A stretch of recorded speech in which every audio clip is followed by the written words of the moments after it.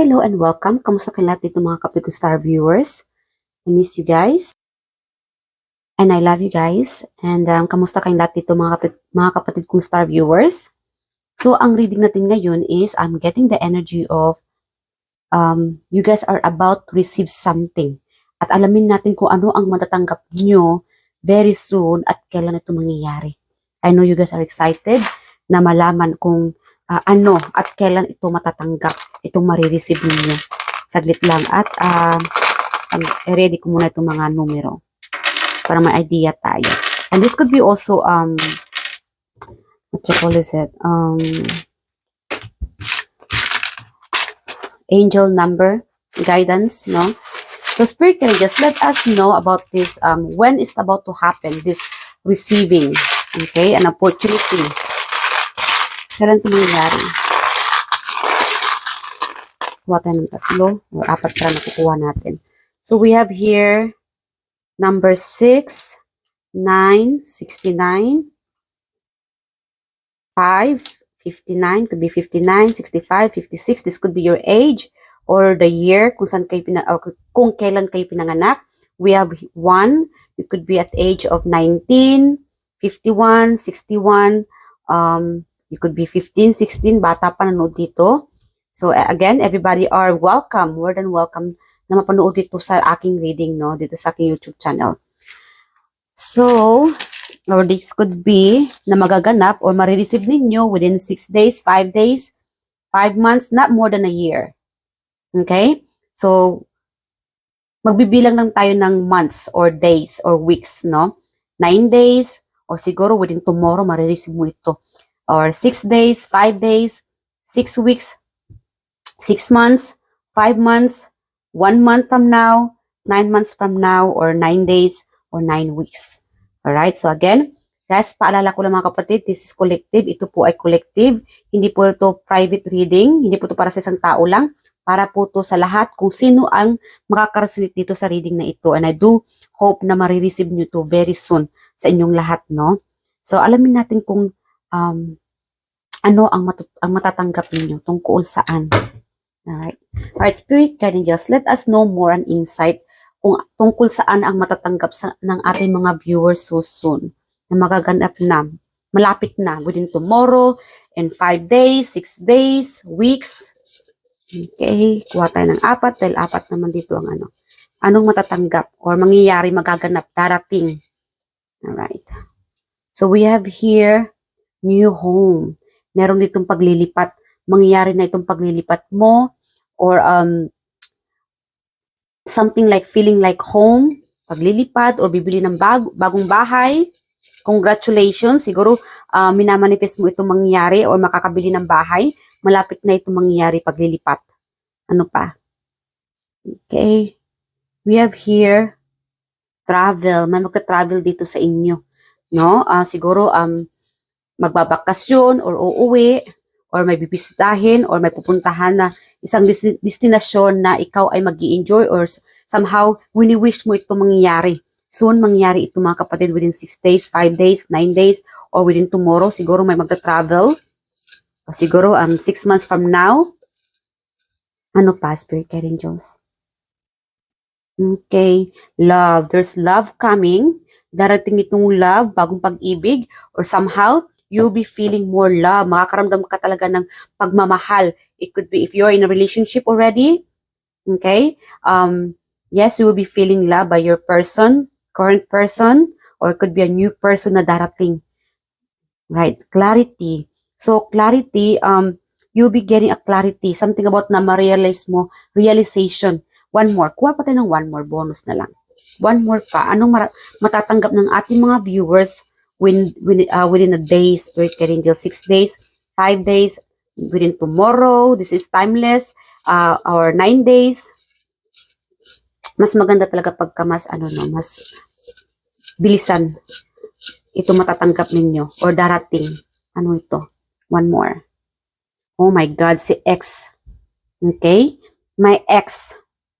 My ex, it could be an ex-friend, someone na ex ninyo na hindi na siguro nyo kinakausap. Ex-lover, ex-family member. Again, maraming ex, no? Someone na hindi nyo na kinakausap or betrayal. It could be a betrayal. If this person or someone from the past ay magbabalik, darating, at alamin natin kung ano ang intensyon ng taong ito, bakit siya magbabalik. Alright, Spirit Guide Angels, hold on. So, alamin natin kung bakit, ano ang, see? And the bottom here is reunite. May magbabalik. Siguro hindi pa ito nakapag-move on or someone na gusto makipagbalikan sa inyo. Again, an ex-lover, kasi meron naman tayo ditong love. It could be ex-friend, ex-family member, ex-coworker. Again, maraming ex, no? So, wag lang tayo mag-focus sa isang bagay lang na ex relationship. Maraming klaseng ex. Alright, ano pa, Spirit Guides? Bakit magbabalik itong ex na to? Anong intensyon niya? Anong intensyon nito sa pagbabalik sa ating collective? Okay. Ba't siya magbabalik? Anong intensyon niya sa ating mga collective? So, let's get this. Alright, siguro this could be an ex-friend. Confirm din ito, ex-friend, someone na close to you, na naging barkada ninyo, or ka-hangout ninyo. It could be ex-coworker, ex-family member, someone na lagi mo dating kasama sa mga party, sa mga happenings. Siguro itong ex-friend ninyo or itong ex na ito ay wanting at siguro it could be also an ex-relationship, no, ex-partner ninyo. But then again, kunin nyo lang kung saan ka nakakarasanay kasi maraming ex na ibig sabihin dito. It could be ex-lover, ex-friendship, ex-family member, you know, so ex-coworker. But again, even if itong taong ito ay magbabalik, gusto niya lang na at least na may balik yung friendship, yung bonding ninyo noon. Kasi namimiss niya yung bonding niyo noon. Namimiss niya yung, siguro meron siyang realization na pag magbabalik siya sa iyo, ay babalik at babalik yung nakaraan. Yung dating samahan ninyo, no, na pagmamahal, true love. Kasi nakakaramdam itong tao na sincerity, itong pagiging mabuti mo sa kanya, itong pagmamahal mo sa kanya, yung sweetness mo sa kanya. Mas nararamdaman niya. Siguro nga, nagsisi siya dahil sa mga pinagagawa niya, but then again, gustong-gusto niya na kausapin ka, siguro within 6 days, 5 days, a day, 9 days, weeks, months, no? But then again, not more than a year. But again, this person is coming back, returning, no? Magbabalik para asuyuin ka, siguro mag-offer sa iyo ng party, mag-imbita sa iyo ng party, or kakain sa labas, inuman. It's up to you guys if you want this person to get back with you again. So, yan, ito ang intention niya, para maibalik man lang yung friendship ninyo. It doesn't have to be relationship. Kung ayaw mo na makipagrelasyon sa kanya, at least friendship man lang. Kasi namimiss niya yung bonding ninyo. Because there's something about sa bonding ninyo na mas nakakaramdam kasi siya ng tuwa, saya. You could be so jolly, funny, and very caring, no? So, namimiss niya yung time na yon. And yeah, maybe this person is going to, masusurprise ka sa pagbabalik niya. Itong ex na to. Yeah, it will be a surprise. But then again, since nanonood kasi dito sa reading na ito, hindi na surprise kasi na ano na natin, no, na lumabas na siya. Lumabas siya dito sa reading na inyo, na ito. So, you could be, it's okay to expect this person na as a surprise. But again, you don't have to expect this person. It's up to you kung gusto mo mag-expect. But then again, this person will be like doing some, hindi siya yung tipo na palagian niyang ginagawa or somehow na hindi naman siya expressive. But then again, one day, this person have this realization to come up, to talk to you, to approach you in a different way, unexpectedly. Siguro, makikita mo siya sa party and this person is going to approach you. Or somehow, sa an event, it could be an event na makikita mo siya and this person is going to approach you in a positive way, in a surprise way. Hindi mo siya, hindi ka mag-expect na itong taong ito ay kakausapin ka or lalapitin ka. Yes, this person is, again, namimiss ka talaga ng taong ito. Oh my God, this could be your counter partner, a soulmate. It could be a soulmate of friendship, a soulmate of lover, but then again, we have here a lover. Yeah, a lover is thinking about you. Maybe you are dealing with somebody na long distance. Ito ay mangyayari na. Okay? You guys are exchanging energy. Naiisip mo siya, naiisip ka rin niya. Napapanaginipan ka niya, napapanaginipan ka rin niya. Alright? There is like a long distance. Siguro malayo kayo ngayon. You could be in a relationship with this person as well. Yeah. Travel. May pagka-travel dito. You could be traveling somehow soon. Minamanifest mo siguro ito or parehas kayo naghihintayan na soon magkikita rin kayo. Kasi meron itong magre-reunite, ano ba yung tawag doon? Pagsasama. Nalalapit na itong pagsasama ninyo, itong pagkikita ninyo. Yeah. Magaganap ito very soon. In 6 days, 5 days, 1 day from now, or 9 days. And even so, no, it doesn't have to be like long distance. Siguro yung partner mo ngayon ay nasa trabaho or pa sa pag-uwi niya ay nami-miss ka niya, gusto niya itong gawin sa'yo, gusto niya maglambing sa'yo, and gusto niya na halikan ka sa pisngi, yayakapin ka niya habang nakatulog, something like that na atat siyang makasama kang muli, o atat siya na makauwi ng bahay para makasama ka. Again, this could be about relationship as well. Kasi meron tayong relationship about your partner. Your partner thinking about you, iniisip ka niya kahit na nasa malayo siya. Kahit may distance man kayo, hindi yun kawalan, hindi yun harang sa inyong pagmamahal, sa inyong friendship. And it's a good thing, no? Sa relationship, meron din talaga dapat na friendship na mabubuo. Yeah. Kasi the more na naging mas malapit kayo sa isa't isa, as a friend, no, best friend, mas lumalaki itong pagmamahalan ninyong dalawa. And it's working. Lalong-lalo na kung ito ay minamanifest ninyo or prayer is the key para mas maging malapit pa kayo sa isa't isa at para mas maging lumalaki itong friendship na nabubuo ninyo. Friendship and relationship. Again, sa relationship, guys, it doesn't have to be just more about love. It's also about building this friendship. Magiging besties kayo para mas maging close ang inyong yung love ninyo, no? Yung pagmamahal. Mas mapalapit kayo sa isa't isa at yung person mas magiging expressive. The more na mas lumalakas itong friendship ng partner ninyo, mas nagiging expressive din ang inyong partner. Alright? So, again, meron ditong pagta-travel. Yeah, you and your partner soon will meet each other during your travel. Or, siguro sa pagta-travel ninyo, you are about to meet your soulmate. Kasi meron tayo ditong King of Wands and Queen of Wands, your counterpartner. Or you could be traveling with your counterpartner, your soulmate. Siguro magta-travel kayong dalawa. Meeting new friends or family members. Or magta-travel sa isang deserto, something about a desert or a mountain, bundok. Okay, siguro mag-hiking kayo or I'm also getting like yung nakamotor kayo habang nagta-travel, yung nagagala. Siguro magagala kayo ng partner ninyo. It's a good feeling. Maganda sa pakiramdam na alone time para sa inyong dalawa na magde-date, no? Magmumotor kayo or nakamotor kayo habang naggagala. Yeah. It's like a nature date. Yeah, magde-date kayo sa nature area, which is like very refreshing feeling na kayo lang dalawa, malayo sa mga ingay, malayo sa mga party-party. Yeah, that's alright. Siguro kailangan mo rin to, kayo, ikaw at ng partner ninyo, or siguro family member.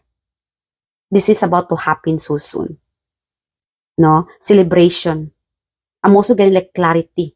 If you guys are, kung kailangan nyo ng healing, it's like a bigat. Kung nakakaramdam ka right now, ng bigat sa iyong dibdib mga kapatid, I know not everybody feel this way. Some of you, yung iba sa inyo dito na nakakaramdam ng bigat sa iyong dibdib, maybe you should do this, no, nature healing. Maybe you need to go out, away from, magpapakalayo ka muna sa mga, whatever environment you are in right now. Magpakalayo ka muna. Siguro kailangan mo mag-travel, or kailangan mo munang, ang tawag doon, it's just like a quick, saglit lang. Lalabas ng bahay, pupunta ng garden, or pupunta ng bundok, or something about nature. Because by doing that, kapatid, especially if you are feeling like heaviness, maybe you need clarity, or you need something na sagot,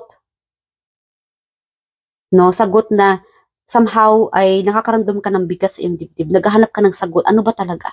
Siguro hinihiling mo to sa Panginoon. And the answer for you is, try to go out. Lumabas-labas ka muna. Maybe you need to go out, especially if somebody is inviting you. Kung may nag-imbita sa yung lumabas, then go ahead. Maybe someone is going to invite you to go out and eat, dinner, something like that. It's okay. You need to do this. Siguro wala ka ng time sa sarili mo o sa mga kaibigan mo o sa pamilya mo o sa loved one mo, sa pag-ibig mo, no, with your person. It's about time. Oras na para lumabas mo man lang sa mga taong minamahal mo. Whoever they are. Kung may mga anak ka, then take your kids with you. You need to spend more time with them. Kailangan mangyayari ito. And this is about to happen because we are talking about, it's about time. You are receiving this. Mangyayari ito, darating ito. A person, a new home, pagka-travel, clarity. Meron si ex na darating, magbabalik, magko-communicate sa iyo, magpaparamdam. And again, if you want healing, clarity, it's time to go out. Lumabas ka muna. Kahit na mag-isa. Mag-shopping kang mag-isa, no? Mag-decorate ka na lang, decorate sa bahay, maybe you need to do something na just alone time na muna. It doesn't have to be na pupunta ka sa isang party. Okay? Siguro yung iba sa inyo dito is feeling like a hermit mood, feeling loner, nag-iisa, hindi mo feel ang makikihalubilo sa mga tao. Kung hindi mo feel ang makihalubilo sa tao, maybe you need to go out alone na muna, like a nature walk. Punta ka muna sa isang garden, sa park, or bundok, and then that way, yung makakalanghap ka ng, it's like a refreshment, no, or refreshing na hangin. Somehow, siguro yung area ninyo is polluted na, mainit, dusty, maalikabok, or somehow you just need this clarity by going out alone. Alright? If somebody's inviting you for a party, maybe you need this too as well. Siguro hindi ka na gumagala sa mga kaibigan mo. Hindi mo na sila nabibisita. And soon, this is about to happen. You will be going out. It's like parang pinupush ka ni universe o ng mga guides ninyo. O collective, lumabas ka muna. Kailangan mo to. Siguro nga, di ba, like again, you might be feeling anxiety or exhausted, pagod ka na sa buhay. And again, pinupush ka ng mga guardian angels ninyo or yung mga spirit guides ninyo or ng Panginoon na, again, to go out. You can go out by yourself or go visiting with your friends or go out with your partner. Meron siguro ditong, if you are in a relationship na hindi kayo, you're not in a good term at this moment,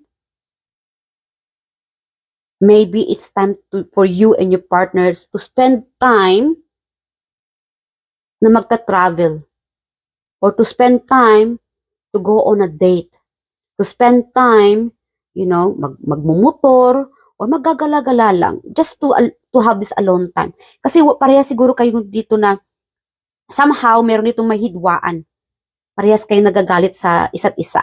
Whatever it is, kailan nakakaalam, and I'm sure this is very specific. Someone here is watching na it's you and your partner are not in a good term or no time, walang oras sa isa't isa, or nagkakaramdam lang talaga ng distance sa inyong dalawa. There could be a distance sa inyong dalawa. Walang pag-uusap. Okay? But again, soon, this will be ending. Mag-i-end ito. Okay? Mag-i-end ito and you will be feeling this more on celebration. Para bang kailangan lang talagang lumabas kayo ng partner ninyo. And then, that friendship, yung bond ninyo ay magbabalik din.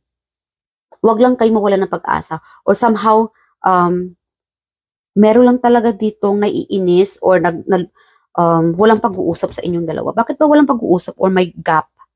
Tanungin natin sa universe, bakit may gap dito sa inyong dalawa? Spirit guardian, just, but may gap sa ating collective. Ano itong King of Wands and Queen of Wands? Kasi dito, kung napapansin ninyo, yung mga ulo ninyong dalawa ay hindi nakatingin, no? Para kayong nag-aaway. Mas maganda kung ganito eh. Kaya lang, taliwas. Siguro nag-iiwasan kayong dalawa. Nag-iiwas na mag-usap. Siguro parang mas lumalaki yung pride or somehow talaga ay may someone here or your person could be doing something. O siguro may hinihintay ka na magpapatawad or magsusorry. O siguro somehow wala lang talagang oras yung iba dito. Alright, Spirit Angels. Bakit, what is this all about? The Hangman, Knight of Cups. Siguro pagsiselos. Siguro nagsiselos ka or naghihintayan kayo ng communication. Okay? Again, naghihintay ng communication. Siguro walang sweetness. Parang habang tumatagal sa inyong karelasyon ay parang pumapait or somehow, kasi meron tayong the Hangman and Knight of Cups. So maybe someone here is dealing with a childish person, naiinis, aburido, or kulang lang talaga sa sweetness overload, no? Or kulang talaga sa expression, love expression. Yes. Kasi meron dito sa inyong dalawa, there is love sa inyong dalawa. Passion. You know, chemistry. Attractive. Attractive kayong dalawa sa isa't isa. Kaya lang, I'm getting like very childish or pride. May namumuong pride dito or childish. Maybe there is like a relationship na it's about to be broken. Wag naman sana.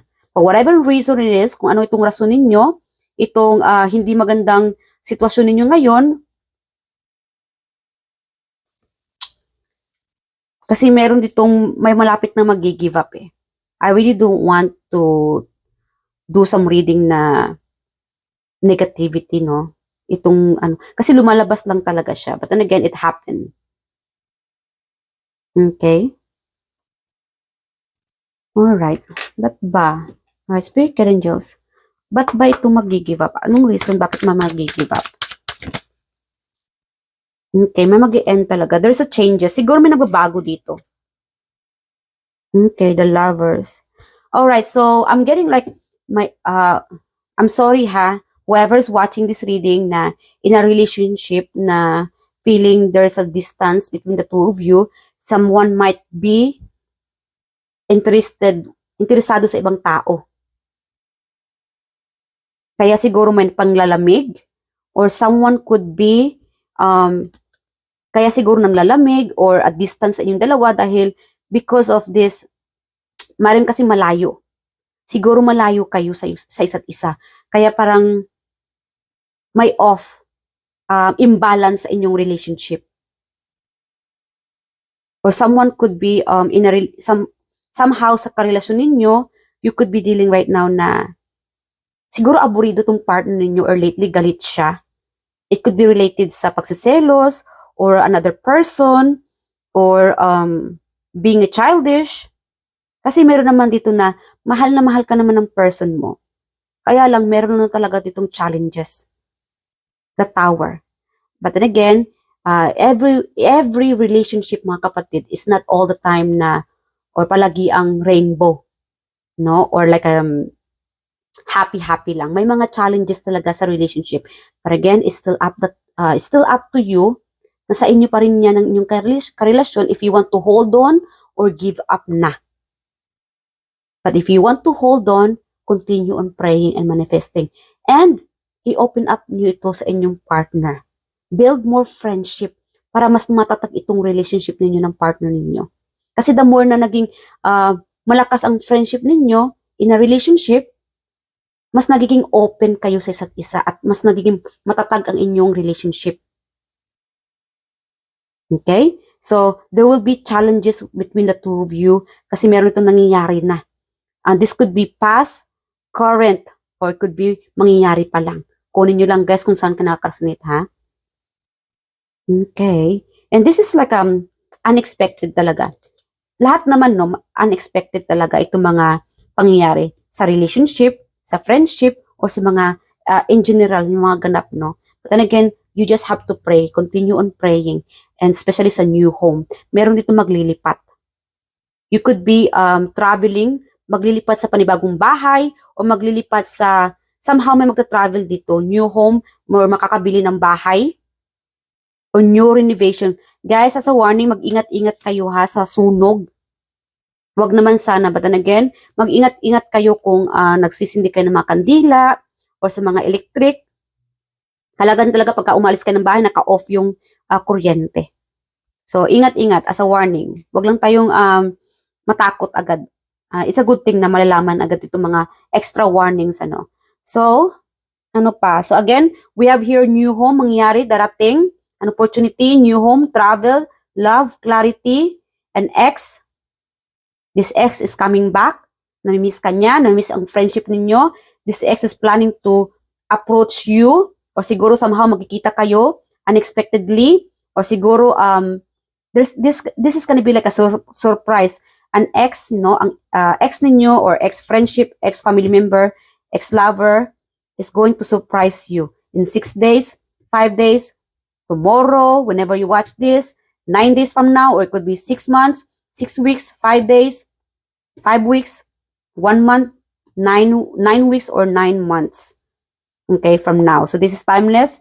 And so, yes or no na tayo bago mag-end yung reading natin. I hope na nag-enjoy kayo sa reading na ito. Please leave your comment below, guys, what you think about this reading. And nag-enjoy po ako na mabasa yung mga comment niyo dito sa reading na ito, or any of my tarot reading videos.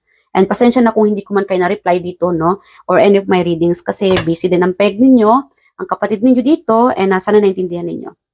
Alright, Spirit Guide Angels, yes or no? So, post nyo itong reading na ito, yung video, at isalarawan ninyo mga kapatid itong itatanong ninyo sa barahan natin dito, or this reading. Alright? Alright, you guys ready? Spirit Guide Angels, yes or no sa ating mga collective. Whatever they ask, meron tayong dalawa. We have here yes.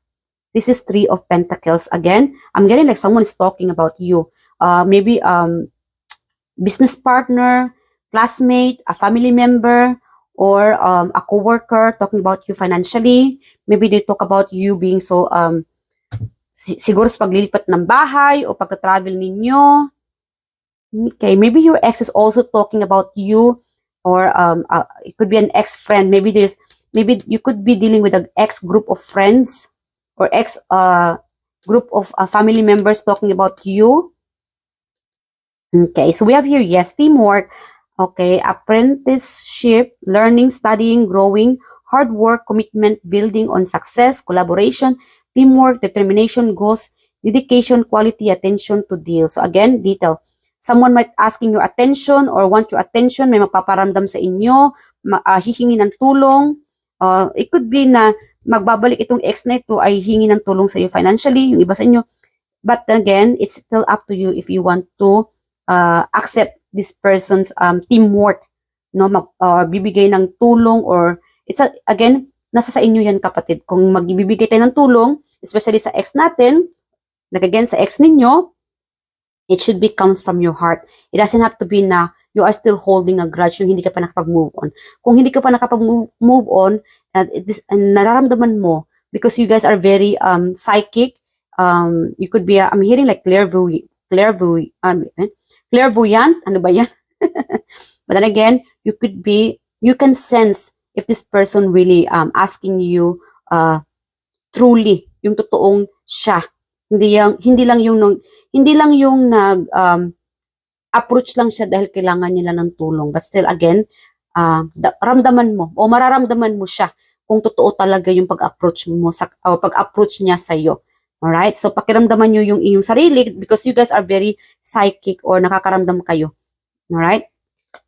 So we have here independent or wealth. Yes. So yes, this could be about the money, no, related, independence, success, financial stability, security, profit, prosperity, wealth, property, abundance, rewards, through hard work, collecting on investments, thriving business, and status. So you guys are very business or workaholic, business-minded, successful, no? So again, people talk about you. Wow, this is like an extra message here na People are talking about you because they sees you very successful, even sa mga exes ninyo. Yeah, that's why they are planning to approach you, no, na ma-surprise ka na lang na magpaparamdam ito because this person sees you very successful. They want to work things out with you, but again, it's still up to you kung tatanggapin mo ba siyang muli or kakausapin mo ba siyang muli, no? But again, if you want to help this person, it's still up to you. It's a good thing na bibigay tayo ng tulong mula sa ating puso. But then again, if you don't feel like helping this person, it's all right. Kasi mararamdaman mo naman kung totoo or tunay itong pinapakita niyang magandang saloobin sa inyo or intensyon. Okay? So, hanggang dito na lang mga kapatid. Sana nag-enjoy ka sa reading na ito. I love you guys and I hope to see you guys in the next reading. Bye and thank you.